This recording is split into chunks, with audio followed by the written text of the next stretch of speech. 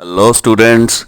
So today we will discuss about the biomolecules और biomolecules के अंदर हम बहुत से पोर्शन को कवर करने वाले हैं। इसके अंदर बेसिकली जो है कार्बोहाइड्रेट्स जो हमारा जो डे टू डे लाइफ में एनर्जी गिविंग का पार्ट है एंड उसके अलावा जो हम स्टडी करेंगे इसके अंदर विटामिन्स हैं, प्रोटीन्स हैं और सम स्ट्रक्चर्स हैं। सो यहाँ पर हम देख रहे हैं कि कार्बोहाइड्रेट्स जो है वो हमारी डेली लाइफ के अंदर जो एनर्जी देता है, जो हमारे डे टू डे वर्क के लिए, वो उसके लिए बहुत ज़्यादा नेसेसरी है। ठीक है। सो बायोमोलिक्यूल का मतलब देखते हैं कि बायो मीन्स लिविंग और मॉलिक्यूल्स मतलब वो मॉलिक्यूल्स जो लिविंग थिंग्स के अंदर प्रेजेंट होते हैं। सो बेसिकली बायो मॉलिक्यूल्स का मतलब क्या हुआ कि जो लिविंग थिंग्स के अंदर जो मॉलिक्यूल्स जो हैं प्रेजेंट होते हैं, हम उनकी यहाँ पर स्टडी कर रहे हैं। So as we have already discuss, इसको हमने 3 पोर्शन के अंदर डिवाइड कर दिया गया। जो बेसिक जो 3 पोर्शन हैं वो कौन कौन से होंगे? So one is we have यहाँ पे जैसे कि बात करते हैं carbohydrates,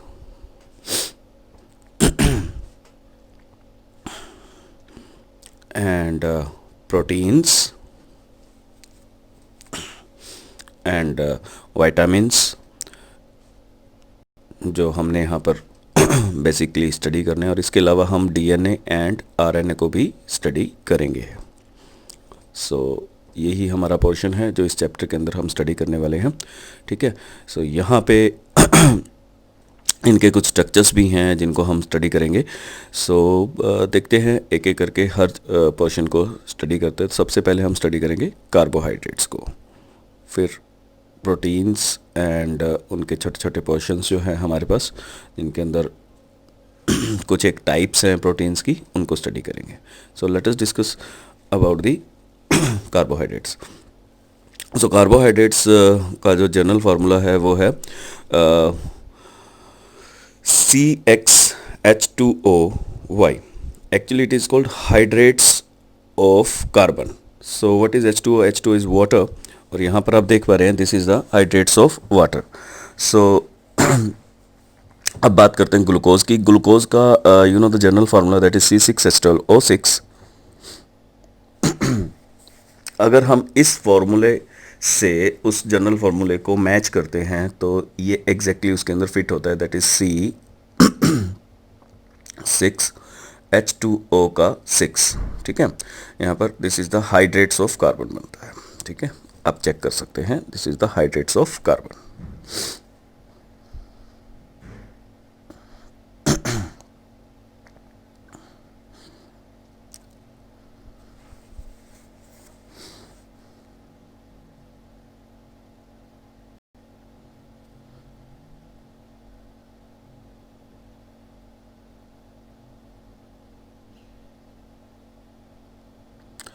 so basically there are lots of things जो इस फॉर्मूले के ऊपर एप्लीकेबल होती हैं, पर बहुत सी ऐसी ग्लूकोज इसकी बात करते हैं कार्बोहाइड्रेट्स की, जो इस फॉर्मूले के ऊपर एप्लीकेबल नहीं भी होती।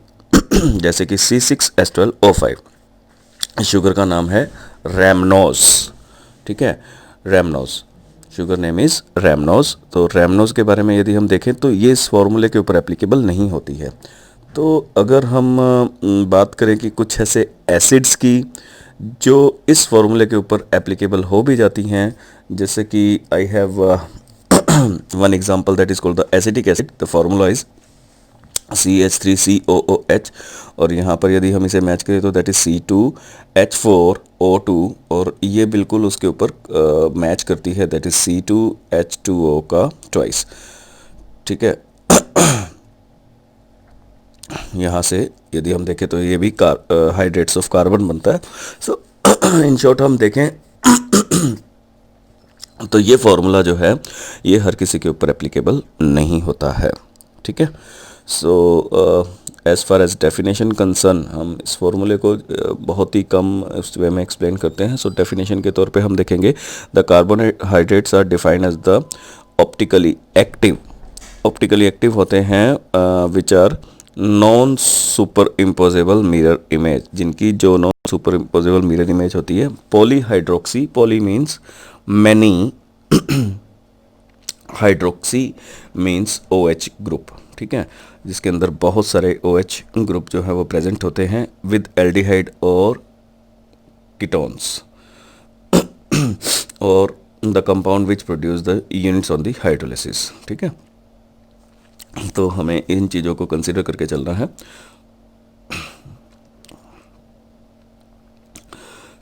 यहाँ पर तीन बेसिकली चीज़ें हैं, ऑप्टिकली एक्टिव है, पॉलीहाइड्रोक्सी है और फंक्शनल ग्रुप क्या है, एल्डिहाइड एंड कीटोन। डेफिनेशन के अंदर आपको ये तीन पॉइंट्स को बहुत अच्छे से एक्सप्लेन करना है, ठीक है। नेक्स्ट है carbohydrates which are sweet in taste are called sugars, उसे हम शुगर्स बोलते हैं। जो भी कार्बोहाइड्रेट जो स्वीट होती है टेस्ट के अंदर, उसे हम एक अलग से नाम देते हैं, दैट इज़ कॉल्ड शुगर। एक शुगर मिल्क के अंदर भी प्रेजेंट होती है, उसको हम लैक्टोज बोलते हैं, that is called lactose. Usually ये मीठी नहीं होती है टेस्ट के अंदर, बट बिना शुगर डाले उसके अंदर एक शुगर जो प्रेजेंट होती है उसे हम लैक्टोज बोलते हैं। एट लास्ट जो कार्बोहाइड्रेट्स है आर कॉल्ड सैकेराइड्स। इस सैकेराइड्स वर्ड ही हम पूरी जो अगर चैप्टर है उसके अंदर इसको यूज़ करेंगे, तो हमने ध्यान रखना है कि सैकेराइड्स वर्ड्स को। अब हम इन टोटल अगर सब बातें करें तो हमारे पास टोटल 6 वर्ड्स आए हैं, उन 6 वर्ड्स को ध्यान से देखिए। तो फर्स्ट वन इज़ पॉलीहाइड्रोक्सी, जिसके अंदर हम बात कर चुके हैं कि many O H group. Then we have optically active, which have non superimposable mirror image, and third one is aldehyde and ketone we have, and next we have sugar, जो sweet in taste होते हैं उनको हम sugar बोल देते हैं। And apart from this we are having the milk sugar, that is called lactose, milk sugar that is called lactose. And at last saccharides, जो word हम यूज़ करते हैं बार बार, that is called saccharides. So ये हमारे पास 6 points हैं जो यहाँ से आपको हमेशा याद रखने हैं। एक इंट्रोडक्शन पार्ट को मान लीजिए, जैसे भी इसको हमेशा याद रखना है, ठीक है।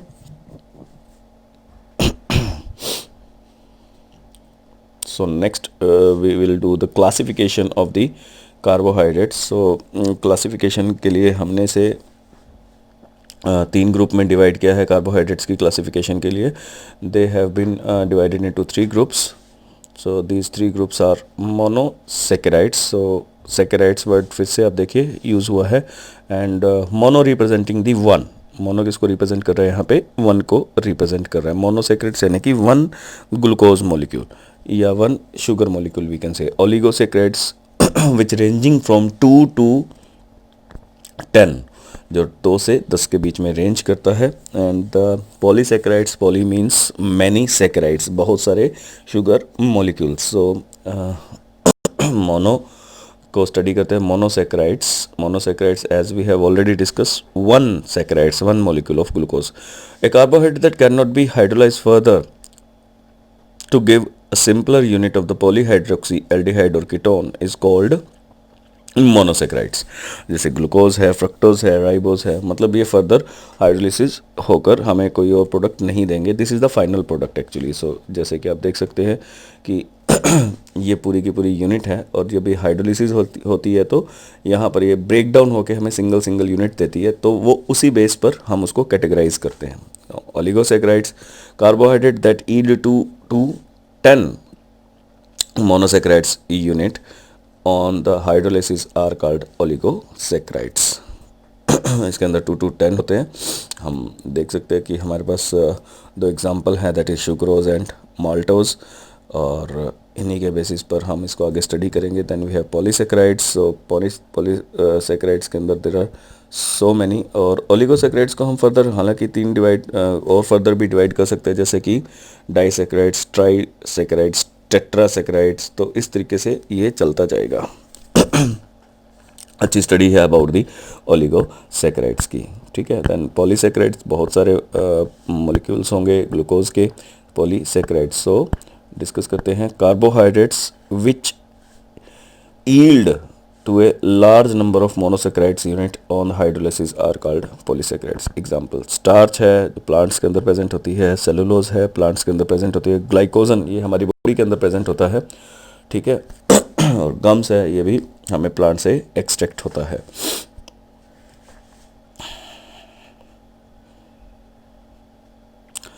सो हम फर्दर मोनोसेक्राइड्स को भी आगे क्लासिफाई कर सकते हैं।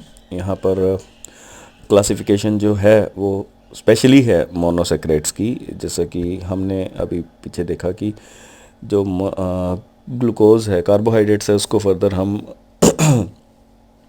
डिवाइड करते हैं मोनोसेक्राइड्स, डाइसेक्राइड्स या ओलिगोसेक्राइड्स में। और मोनोसेक्राइड्स जो है वो on the basis of number of carbon atom से डिफाइन किया जा सकता है, ठीक है। ये रहा मोनो, ओलिगो, पोली जो हम 3 पोर्शन पढ़ चुके हैं। दिस इज द फर्दर इजैजुरेशन ऑफ द मोनोसेक्राइड्स, किस बेसिस पर? On the basis of number of carbon atoms, ठीक है। सो होते क्या हैं, monosaccharides are classified on the basis of number of carbon atom of the functional group present in them. So monosaccharides contain an aldehyde, aldehyde group का CHO, ठीक है, कि अगर हम स्ट्रक्चर देखें तो C डबल बॉन्ड OH होता है, पीछे R ग्रुप होगा, जो भी कोई ग्रुप लगा होता है उसे हम R ग्रुप बोल देते हैं, ठीक है। सो ये हुआ aldehyde group. And one keto group is there, keto group CO group, C double bond O group होता है जिसके अंदर R और R लगे रहते हैं, दो मतलब ये एक टर्मिनल पोजीशन पर नहीं आता है, R और R डैश हो सकता है, जरूरी नहीं है कि ये सेंटर में ही हो, कहीं भी प्रेजेंट हो सकता है, तो ये किसी भी मोड पर प्रेजेंट होगा, पर ये टर्मिनल पोजीशन पर प्रेजेंट होता है aldehyde group. So the monosaccharides contain aldehyde group is known as aldose and if contain keto group is called ketos, उसको हम कीटोस बोलते हैं। तो इस टेबल के अंदर देखते हैं triose, triose means how many? 3, tri means 3, so 3 carbon chain. Triose अगर एल्डिहाइड ग्रुप होगा तो एल्डो ट्राइयोज, और यदि कीटो ग्रुप होगा तो कीटो ट्राइयोज। 4 के लिए we will use tetrose, aldo tetrose, keto tetrose. 5 के लिए we will use pentose, aldo pentose, keto pentose. 6 के लिए we have hexose, aldo hexose, keto hexose. You know जो ग्लूकोज है C6H12 और 6 वो इसी का ही एल्डो हेक्सोज का ही पार्ट है, और कीटो की बात करें तो वो फ्रक्टोज हो जाता है। Heptose, aldohaptose and ketohaptose we have.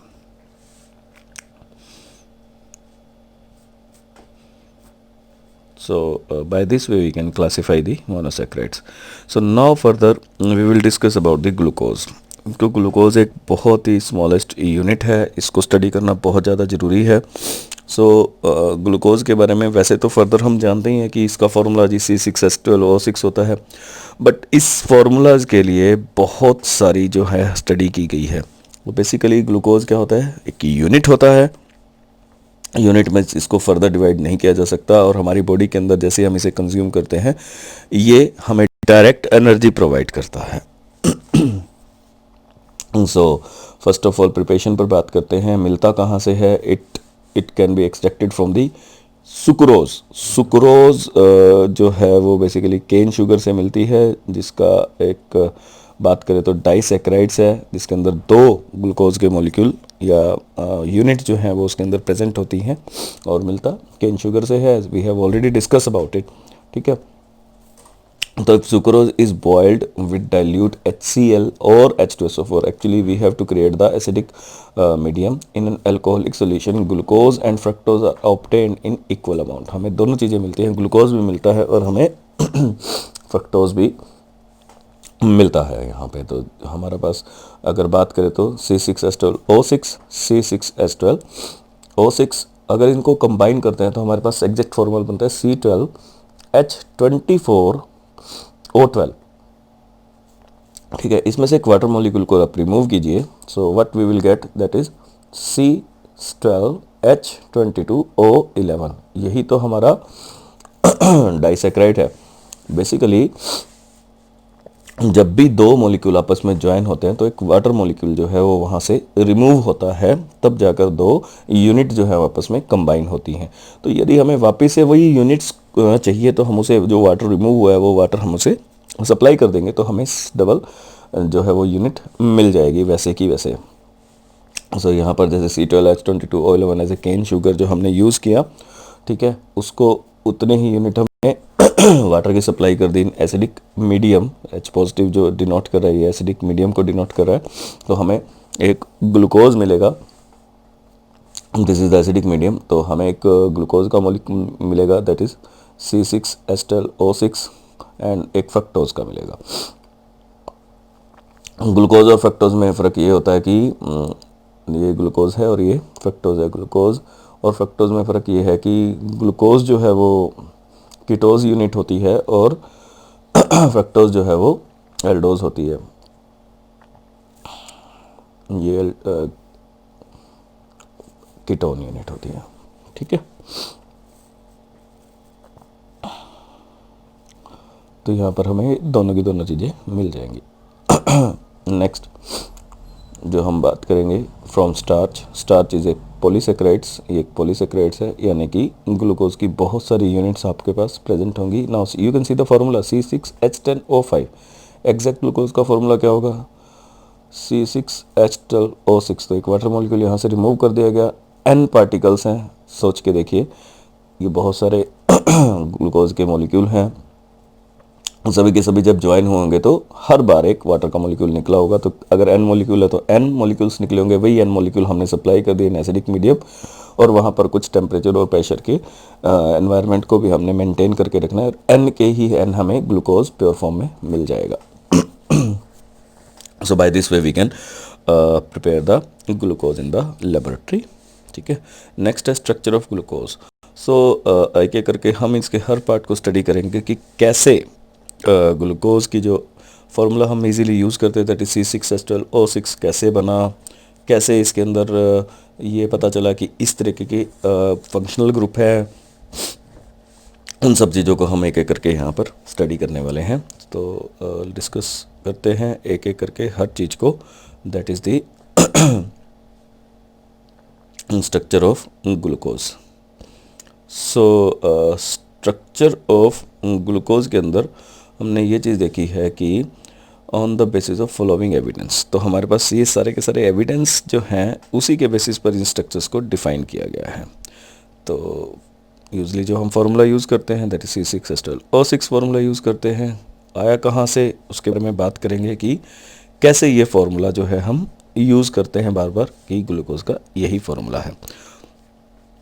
First evidence आया कि जब हमने इसे प्रोलॉन्ग हीटिंग की with HI, that is hydrogen iodide, और हमें क्या मिला? N-हेक्सेन मिला। N-हेक्सेन क्या होता है? N-हेक्सेन होता है स्ट्रेट चेन होती है कार्बन की, विच शोज दैट इसके अंदर कार्बन के 6 एटम प्रेजेंट होते हैं और जो स्ट्रेट चेन में प्रेजेंट होते हैं, जिससे हमें ये चीज़ प्रूव होगी कि ग्लूकोज के अंदर 6 कार्बन की चेन होगी और जो स्ट्रेट चेन में अवेलेबल होती है। डन।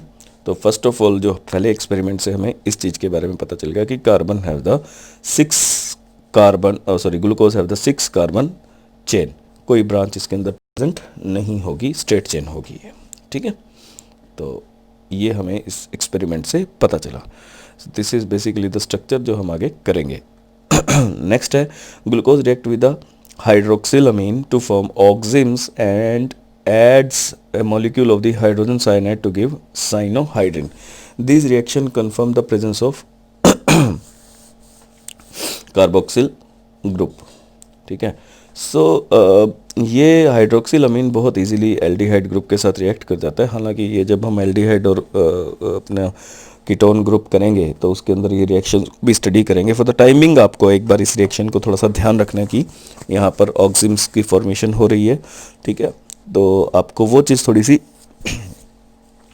अभी फॉर द टाइमिंग ध्यान रखनी पड़ेगी। सो इसके लिए ये बेसिकली जो टेस्ट रहेगा ये कार्बोनिल ग्रुप की कंफर्मेशन के लिए रहेगा। तो आप देख सकते हैं कि ये आपका कार्बोनिल ग्रुप है, जो CO ग्रुप को बोलते हैं, और ये इस तरीके से ब्रेक डाउन होता है कि ऑक्सीजन मोर इलेक्ट्रोनेगेटिव होने के कारण oxygen will have the negative charge on it, इसके ऊपर नेगेटिव चार्ज आ जाएगा, और कार्बन से इलेक्ट्रॉन दूर चले गए तो it has the positive charge on it. ठीक है, तो जो नेगेटिव स्पीशीज़ होगी वो पॉजिटिव वाले के पास जाएगी और जो पॉजिटिव स्पीशीज़ होगी वो नेगेटिव वाले के पास चली जाएगी। ठीक है, सो ये मैकेनिज़्म है, जब हम मैकेनिज़्म के अंदर इसको डिस्कस करेंगे तो वहाँ पर ये चीज़ें और ज़्यादा आपको क्लियर हो जाएंगी। तो ये एल्डिहाइड ग्रुप की कन्फर्मेशन के लिए ये टेस्ट बेसिकली परफॉर्म किया गया था।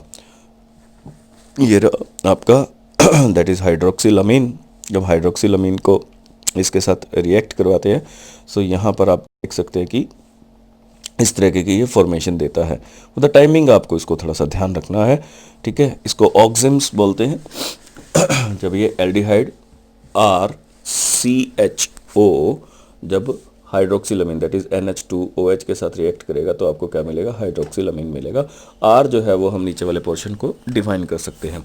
सो ये डायरेक्टली ऑक्सीजन को रिप्लेस करके डबल बॉन्ड के साथ वहाँ पर कनेक्ट हो जाता है। ये हम जब उसकी मैकेनिज्म को स्टडी करेंगे डीपली तब आपको ये चीज़ बहुत इजीली समझ में आ जाएगी। सो कार्बन अपनी valency by putting the hydrogen complete कर लेता है। ठीक है, by this way we can say that. और यहाँ पर सेम वही पोर्शन है वही एल्डिहाइड है। जब हम HCN के साथ इसको ट्रीट करवाएंगे, सो HCN किस में ब्रेक डाउन हो जाएगा, H पॉजिटिव CN नेगेटिव में, दैट इज़ RCHO। ये R ग्रुप है जिसको हम R के फॉर्म में लिख रहे हैं। HCN के साथ करेंगे तो ये किस में ब्रेक डाउन होगा, H positive and CN negative में। रिप्लेस कर दीजिए बस H पॉजिटिव को नेगेटिव वाला और नेगेटिव को पॉजिटिव वाला, आपको साइनोहाइड्रिन की फॉर्मेशन हो जाएगी। अभी टाइमिंग आपको इतना ही ध्यान रखना है इस चीज़ के लिए। तो देखिए इस एक्सपेरिमेंट से हमें ये पता चल गया कि इसके अंदर CHO ग्रुप प्रेजेंट होता है। ठीक है, और CHO ग्रुप की प्रेजेंस हमें कैसे पता चली, जब हमने इसको किसके साथ रिएक्ट करवाया, हाइड्रोक्सिल अमीन के साथ। ये जो फर्स्ट रिएक्शन के अंदर हमने देखा, और जो हमारे पास फर्स्ट एक्सपेरिमेंट था उसके अंदर हमें क्या चीज़ पता चली कि ये इस तरीके से 6 कार्बन की चेन होती है। तो इस एक्सपेरिमेंट से हमें पता चलता है कि it contain 6 carbon chain, straight chain है। ठीक है, और इस एक्सपेरिमेंट से हमें पता चल गया कि इसके अंदर जब हम इसे हाइड्रोक्सिलमीन के साथ रिएक्ट करते हैं एंड फर्दर हाइड्रोजन साइनाइड के साथ रिएक्ट करते हैं तो कंफर्मेशन टेस्ट है किसका, कार्बोक्सिल ग्रुप का, या जिसके अंदर कार्बोक्सिल ग्रुप तो के अंदर मेजरली प्रेजेंट होता है जो एल्डिहाइड या कीटोन ग्रुप की प्रेजेंस भी करता है जिसमें ऑक्सिम की फॉर्मेशन हो रही है और साइनोहाइड्रिन की फॉर्मेशन हो रही है, जो आप देख सकते हैं। ठीक है,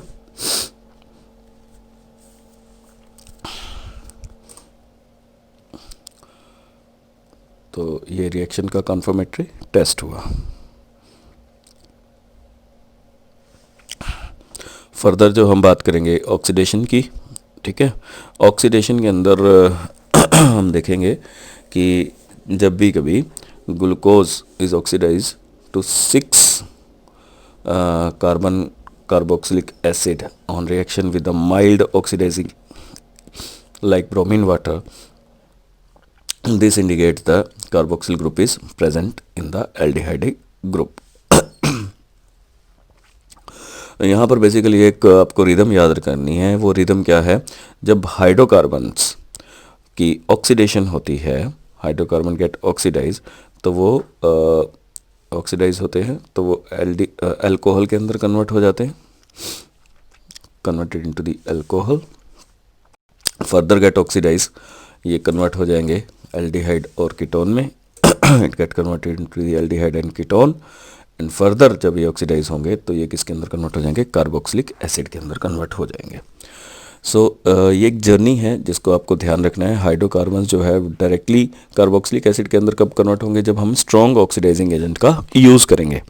और अब हम कहाँ पर हैं, एल्डिहाइड और कीटोन पे। हमें चेक करने की एल्डिहाइड और कीटोन उस ग्रुप प्रेजेंट है या नहीं है, तो हम उसको माइल्ड ऑक्सीडाइजिंग एजेंट या वीक ऑक्सीडाइजिंग एजेंट का भी इस्तेमाल करके इसको देख सकते हैं। तो हम बात कर रहे हैं ब्रोमीन वाटर की। सो ब्रोमीन एक माइल्ड ऑक्सीडाइजिंग एजेंट है। सो हम इसके जब इसकी रिएक्शन करवाएंगे तो हम क्या देखेंगे, जो अगर उसके अंदर एल्डिहाइड ग्रुप प्रेजेंट होगा तो वो किसके अंदर कन्वर्ट हो जाएगा, that is converted into the carboxylic acid group, वो कार्बोक्सिलिक एसिड ग्रुप के अंदर प्रेजेंट हो जाएगा। सो यहाँ पर हम देखते हैं C डबल बॉन्ड O, और ये R ग्रुप, ये R डैश ग्रुप, ये H भी हो सकता है, एल्डिहाइड के लिए H होगा और कीटोन के लिए R डैश होगा। सो हम बेसिकली इस ग्रुप का टेस्ट कर रहे हैं, इसी ग्रुप को बोलते हैं कार्बोनिल ग्रुप, ठीक है। CO ग्रुप को हम कार्बोनिल ग्रुप बोलते हैं, इसलिए हमेशा एल्डिहाइड और कीटोन की जो स्टडी है वो एक साथ होती है, जिसके अंदर दोनों C double bond O group एक साथ काम करते हैं, ठीक है। अब जब हम इसकी रिएक्शन इसके साथ करवाते हैं तो हम क्या देखते हैं कि जब CHO इस पूरे ग्रुप के अंदर जब रिएक्ट करेंगे तो ये किसके अंदर कन्वर्ट हो जाएगा, COOH के अंदर। इसको हम ग्लूकोनिक एसिड बोलते हैं। तो यदि मैं इसको R से डिनोट कर दूं तो RCHO प्लस Br2 वाटर, ये किसके अंदर कन्वर्ट हो जाएगा, RCOOH के अंदर कन्वर्ट हो जाएगा, ठीक है। अल्कोहल भी जब अगर एसिड इसके एसिड के अंदर कन्वर्ट होगा तो पहले वो एल्डिहाइड और कीटोन बनेगा और फिर उसके बाद किस में कन्वर्ट होगा, दैट इज COOH के अंदर। हम फर्दर रिएक्शंस के अंदर उसको कंसिडर करेंगे, ठीक है।